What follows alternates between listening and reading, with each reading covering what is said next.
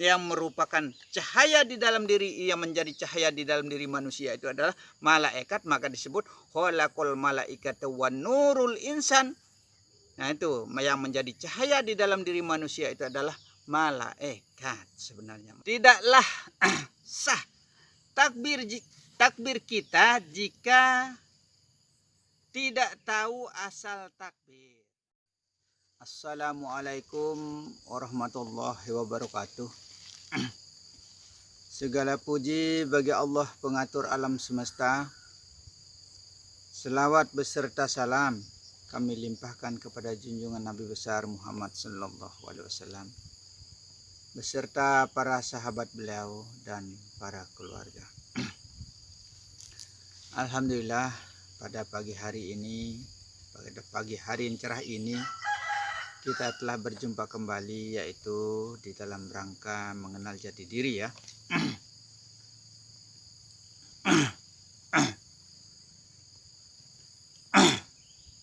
Wujud Allah ya. Wujud Allah yang sejati adalah diri sendiri. Nah, wujud Allah yang sejati itu adalah diri sendiri. Yang mana yang dimaksudkan ya? Yang dimaksudkan diri itu yang paling dalam. Yang dalam maksudnya. Maka kita dianjurkan atau disuruh menggunakan kaca ya. Kalau kita pakai kaca, kita lihat rupa kita, wujud kita. Nah, rupa yang dalam, rupa yang paling dalam seperti itulah. Dalam artinya sama rupa. Rupa yang luar dengan rupa yang dalam itu sama.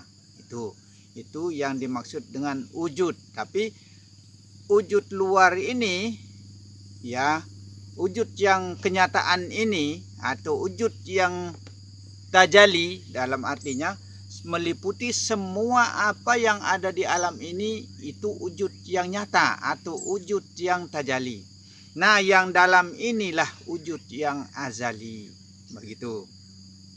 Maka dikatakan wujud Allah yang sejati adalah diri sendiri, rupa kita ini maksudnya. Itulah wujud yang sejatinya kita. Tiada yang wujud kecuali Allah semata. Nah, berarti semua ini adalah wujudnya Allah. Tiada yang wujud kecuali wujud Allah semata. Berarti semua yang di alam ini itu merupakan wujud Allah semata. Begitu. Apapun yang kita lihat, yang baik, yang buruk, yang besar, yang kecil, yang indah, yang bagaimanapun, itu adalah rupanya Allah. Itulah wujudnya Allah. Itulah parasnya Allah. Seperti contoh ya, kita indah memandang perempuan yang cantik atau memandang pemandangan yang indah, yang bagus, itu juga termasuk wujudnya Allah, rupanya Allah atau parasnya Allah. Nah ya, maka yang dari yang terbaik sampai yang terjelek, yang terindah sampai yang terburuk, yang cantik sampai yang terganteng, yang bagaimanapun, itu semua adalah wujud Allah. Maka dikatakan di sini wujud Allah itu adalah semua apa yang ada di alam semesta ini. Begitu. Syahadat ya. Syahadat ini saksikan Allah dan Muhammad. Nah, kita harus menyaksikan antara Allah dan Muhammad. Yang mana yang Allah, mana yang Muhammad. Nah, ini yang perlu kita perhatikan ya. Maka kita harus lenyapkan syahadat itu di dalam diri. Syahadat itu, syahadat saksikan Allah dan Muhammad. Yang mana yang kita harus saksikan? Nah, Allah yang mana? Yang dalam, bukan yang luar yang dimaksudkan ya. Bukan yang zahir yang dimaksudkan. Yang batin. Maka bukalah pandangan batin kita.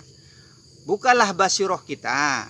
Nah itu, maka nyalakanlah pandangan batin kita, syaul basiroh. Nyalakan pandangan batin untuk bisa melihat yang dalam itu. Sedalam-dalamnya. Itulah yang disebut dengan Allah yang di dalam, bukan yang di luar yang dimaksudkan. Dan yang Muhammad itu adalah yang luar ini, yang nampak, nyata, kelihatan di hadapan kita ini, itulah yang Muhammad. Tapi termasuk alam ini juga disebut dengan Muhammad. Setiap pemberian yang ada di dalam diri ini maupun yang ada di luar diri ini itu Muhammad namanya. Begitu. Supaya tidak bingung ya, supaya tidak keliru maksudnya. Yang saya khawatirkan jangan sampai keliru dan salah paham, itu saja yang saya khawatirkan. Nah, Muhammad rahmatan lil alamin ya, Muhammad habal roh. Inilah yang kita saksikan. Nah, Muhammad rahmatan lil alamin, pemberian ini. Nah, itu yang harus kita saksikan. Nah, itu Muhammad habal roh, ini yang kita saksikan. Atau berpikirlah tentang kejadian alam. Nah, itu. Maka kita disuruh berpikir tentang kejadian alam. Karena barang siapa yang bisa berpikir tentang alam jagat raya ini, maka tiada dosa baginya. Maka berpikirlah tentang alam ini. Begitu. Karena semua itu adalah kenyataan Allah itu ada di alam jagat raya ini. Begitu. Al-jasadul baitul roh. Nah, jasad ini sebenarnya tempatnya roh, maksudnya. Al-jasadul baitul roh. Di dalam jasad ini tempatnya roh. Wal rohu baitul ana. Nah, di dalam roh itu tempatnya Allah. Berguru untuk kita menggurui diri kita sendiri. Kita berguru, kita belajar itu untuk kita menggurui diri kita sendiri. Jasad itu adalah tempatnya roh, roh itu adalah tempatnya Allah. Begitu. Wajahku adalah wajahmu. Rupa paras ini adalah rupa parasnya Allah. Begitu saja.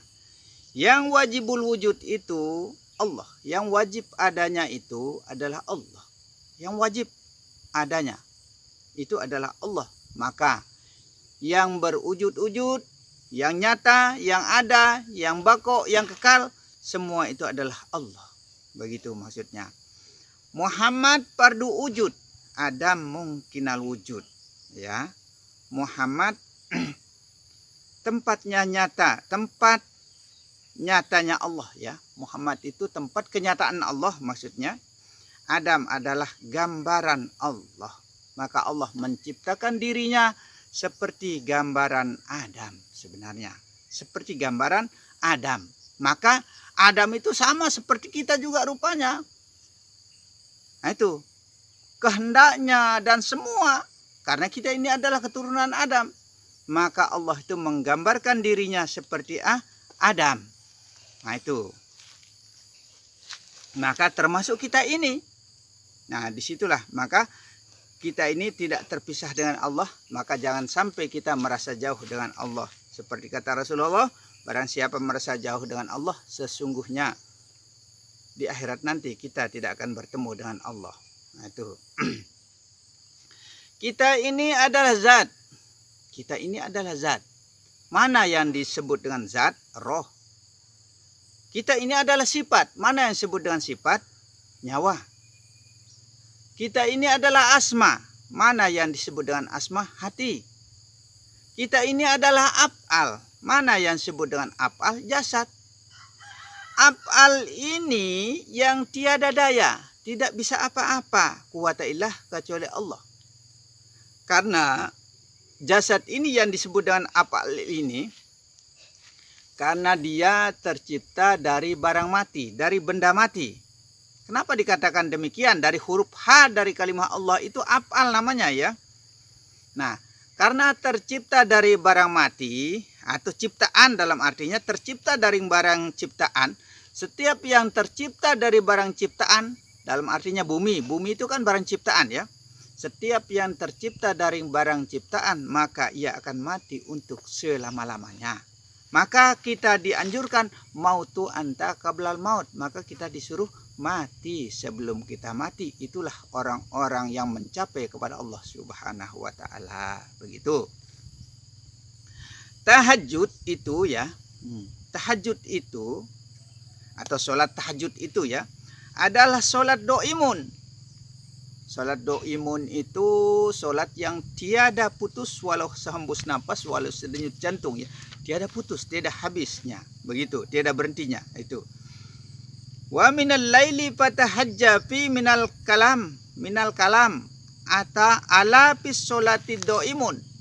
Nah itu, sholat doim itu sebenarnya kita harus kembali ingat kepada kalam ini adalah kalamnya Allah.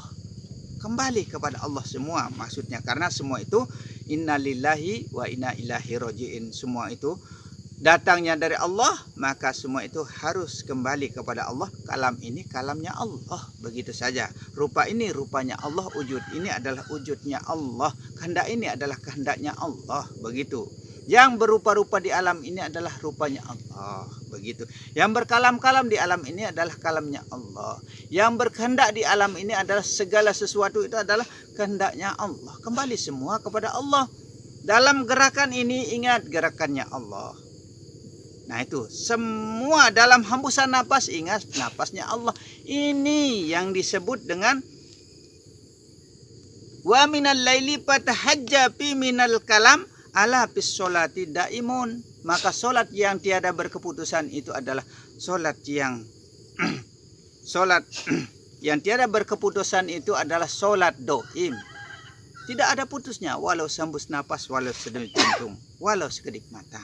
Maka setiap apapun gerakan yang ada di dalam tubuh ini ingat adalah atas kehendak Allah. Begitu saja intinya ya. Itu yang disebut dengan karena Allah, begitu. Jangan karena Allah hanya sekedar kita tahu saja karena Allah tapi tidak diperagakan di dalam tubuh kita. Nah, itulah kelemahannya di dalam syariat. Kalau orang hakikat itu atau orang marifat itu adalah diperagakan di dalam tubuhnya sholat itu, begitu. Yaitu kalamnya Allah ya. Tenggelam di dalam pandangan Allah. Nah, itulah doa iftitah. Nah, doa iftitah itu adalah orang yang tenggelam di dalam pandangan Allah atau pelihatnya Allah. Karena bedakan ya, tidak terpisah, harus dapat dibedakan antara mata dan pelihat. Kalau pelihat itu tidak tahu rupanya, bentuknya ya. Nah, besarnya, kecilnya kita tidak tahu. Tapi kalau mata ini sudah jelas-jelas seperti inilah rupanya mata. Besarnya kita tahu, rupanya kita tahu. Itulah mata. Tapi antara pandangan dan mata tidak terpisah. Maka kita harus bisa membedakan. Tidak terpisah tapi harus dapat dibedakan. Itulah orang marifatullah. Maka yang dimaksudkan di sini adalah yang paling dalam. Yang dalam. Begitu. Yang tidak terlihat itu, itulah yang Allah. Yang tidak terlihat dengan mata kepala kita ini.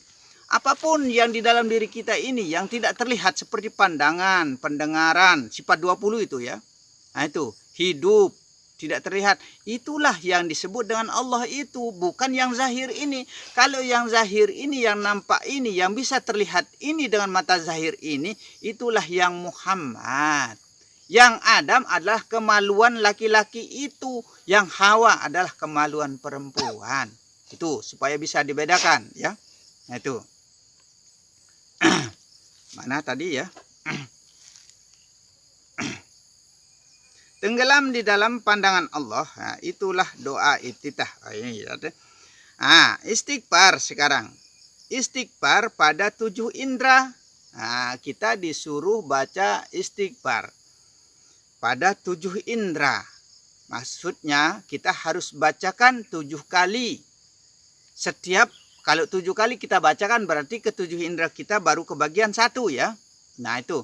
Kalau Rasulullah caranya membaca istighfar itu tidak kurang dari 70 kali dia baca astagfirullah.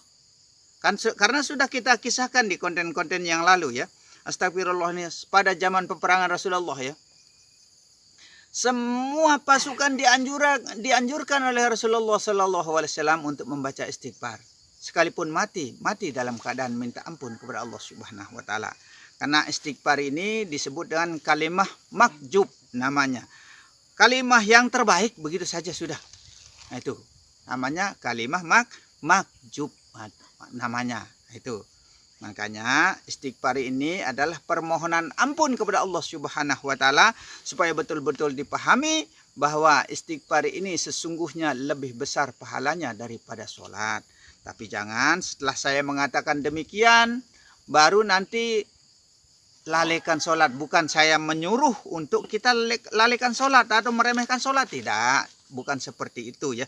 Tapi kita harus tahu yang sebenarnya apa maksud dan tujuan yang terkandung di dalam kalimah-kalimah ini tersendiri. Begitu, kita harus tahu manfaatnya, kelebihannya, semua kita harus tahu. Nah itu kalimah makjub namanya ya. Allah habir, maha terang. Allah itu nyata.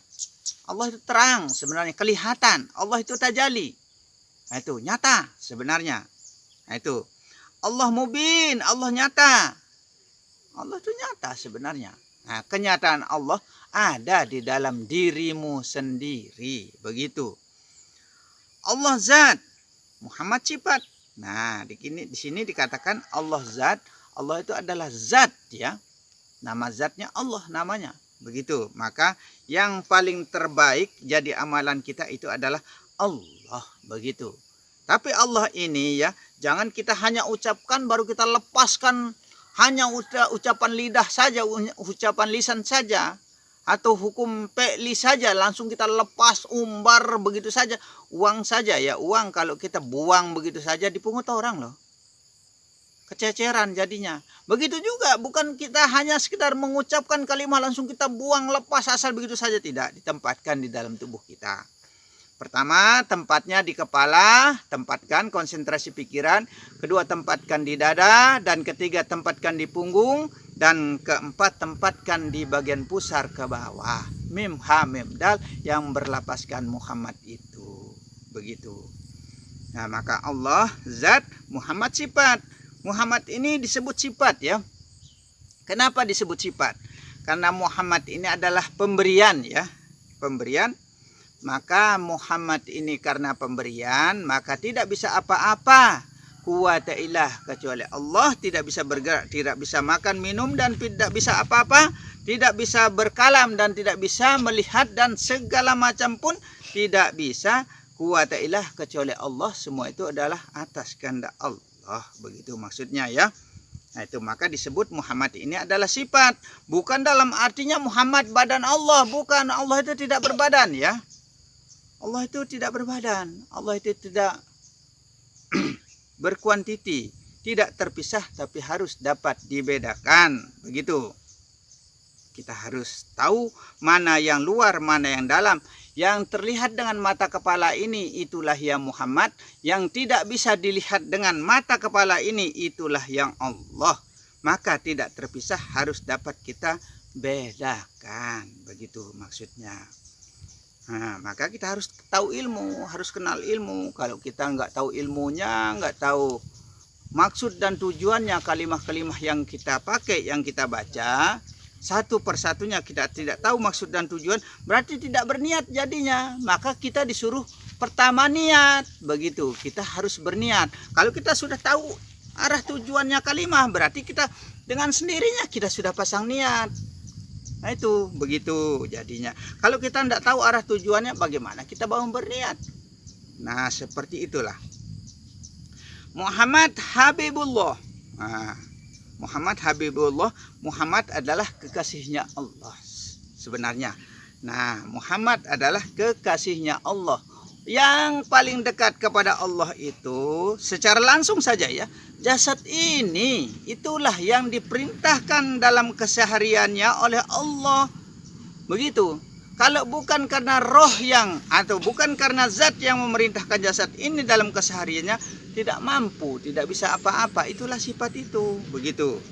Muhammad kekasih Allah. Nah, Muhammad yang dekat kepada Allah. Nah, itu. Jasad ini dekat sekali dengan Allah. Nah, itu. Muhammad rahasia Allah. Nah, Muhammad adalah rahasianya Allah karena di dalam jasad ini adalah tempatnya Allah. Begitu. Atau di dalam kalbu ini adalah tempatnya Allah. Maka disebut dengan kalbu mukminin baitur rahim. Begitu. Lenyap di dalam zat Allah. Nah, kita harus tenggelam di dalam zat Allah, di dalam wujud itu maksudnya. Kita harus tenggelam di dalam wujud, yaitu wujud Allah. Rupa kita, paras kita ini adalah wujudnya Allah, atau tenggelam, lenyap di dalam zat Allah, atau tenggelam di dalam rasa, yaitu Rasulullah atau rasa Allah. Begitu. Puji kodim bagi kodim, Allah yang memuji dirinya. Itu. Puji kodim bagi muhaddas, Allah memuji ciptaannya. Puji muhaddas bagi kodim, yaitu manusia memuji Allah. Begitu. Puji muhaddas bagi muhaddas, manusia memuji diri, sanjung diri, itu tidak dibolehkan, itu tidak dibenarkan. Dalam artinya, jasad ini yang mengakui semua apa yang ada di dalam diri atau di luar diri ini, itu tidak dibenarkan. Salah itu. Nah, itu tidak boleh muhaddas, puji muhaddas bagi muhaddas atau manusia memuji diri. Begitu. Ini perhatikan supaya jangan keliru ini ya. Contoh ya. Lam yalid wa lam yulad. Aku tidak dilahirkan dan tidak pula melahirkan. Atau Allah tidak dilahirkan dan tidak pula melahirkan. Itu namanya puji diri. Allah memuji diri. Nah, sekarang kalau kita balik ya. Lam talid wa lam tulad. Engkau tidak dilahirkan dan tidak pula melahirkan. Itu namanya puji muhaddas bagi kodim. Manusia atau hamba memuji Allah. Begitu. Nah, barang siapa yang mengetahui perkataan lam talid wa lam tulad ini dan diamalkan, insya Allah akan dihitung sebagai orang-orang yang tidak pernah memutuskan sujudnya walau siang dan malam. Ini keterangan Alkitab ya, ini bukan kita mengada-ada. Kita tidak bisa mengada-ada. Begitulah puji kodim bagi puji muhaddas bagi kodim. Itu pujinya manusia kepada Allah itu. Maka Allah menyembah dirinya sendiri kalau puji kodim bagi kodim, atau Allah yang memuji dirinya. Begitu. La maujudu illallah ya. La maujudu illallah.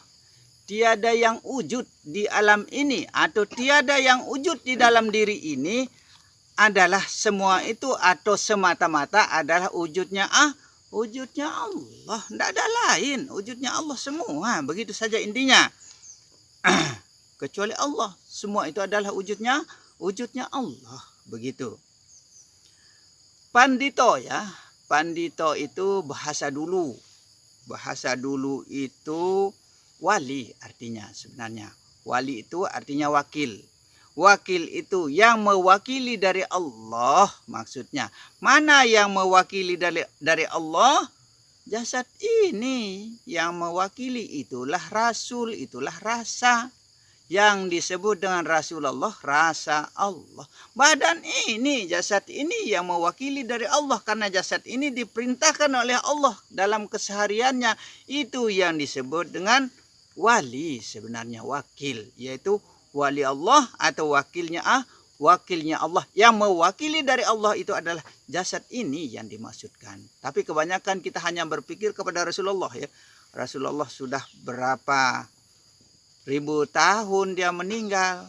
Masa kita sudah berpikiran ke sana saja, begitu kita ingat Rasulullah, rasa Allah, akhirnya itu saja yang kita ingat kepada Nabi kita, Nabi Muhammad SAW. Tapi itu juga tidak boleh kita lupakan, begitu.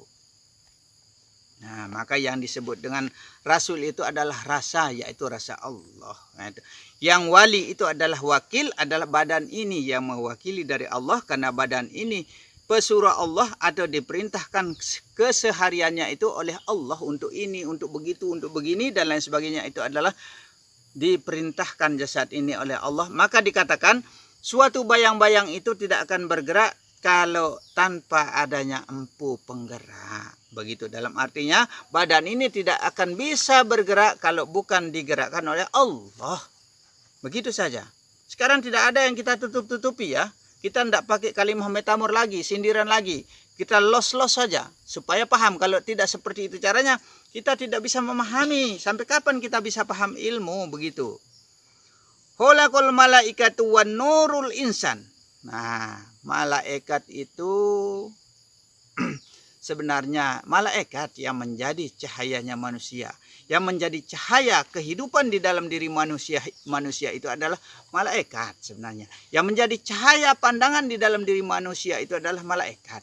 Yang menjadi cahaya nupus napas Allah, yang disebut dengan nupus napas Allah yang terdapat di kitab Darul Nafis namanya, itu juga malaikat sebenarnya.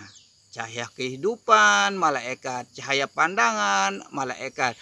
Cahaya pendengaran, malaikat. Semua yang merupakan cahaya di dalam diri, yang menjadi cahaya di dalam diri manusia itu adalah malaikat. Maka disebut khalaqal malaikata wan nurul insan. Nah itu yang menjadi cahaya di dalam diri manusia itu adalah malaikat sebenarnya. Malaikat itu adalah cahayanya manusia. Begitu saja intinya. Kaki pegal ini. Saya goyang kaki terus. Kaki pegal ini. Tidaklah sah takbir kita jika tidak tahu asal takbir. Nah, tidak sah takbir kita kalau kita tidak tahu asalnya takbir. Asalnya takbir itu dari alif ya. Maka alif ini adalah alif Allah sebenarnya. Maka alif Allah, alif usolli, alif akbar. Maka berlapaskan Allahu Akbar. Maka berdiri tegaknya kita itu di dalam sholat itu adalah menandakan berdiri tegaknya Allah. Alif itu tunggal, yaitu tunggalnya Allah. Begitu, maka kita harus berdiri di dalam sholat itu seperti huruf alif. Tapi itu namanya masih kiasan juga, masih sindiran juga, masih metamor juga. Nah sekarang supaya tidak metamor, tidak bersifat sindiran, berdirinya tegaknya Allah saja di dalam sholat. Begitu saja sudah, rukunya Allah, sudah sujudnya Allah, begitu saja sudah. Los kita sekarang ini ya. Nah itu, daripada kita pakai berdiri tegaknya alif.